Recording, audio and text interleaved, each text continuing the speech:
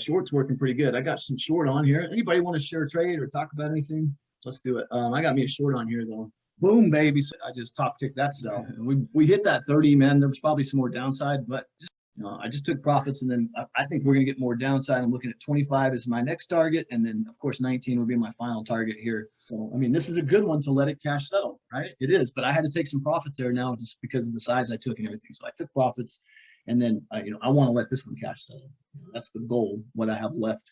But 25.70 be my next soft target.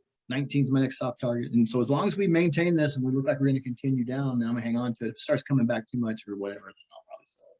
Yeah, I'm going to cash settle some of these. I just don't know how. What strike you took? I took the 44.35. So you think that was a good strike?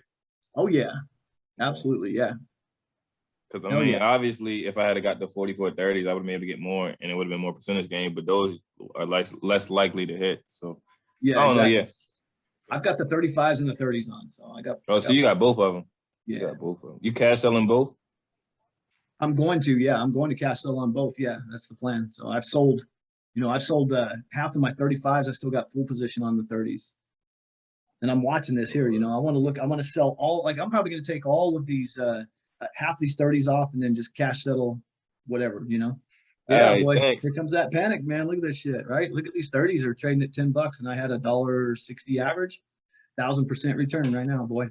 I just got me an $11 fill on those. I'm not holding any more. I'm going to let the rest cash settle. We hit the target.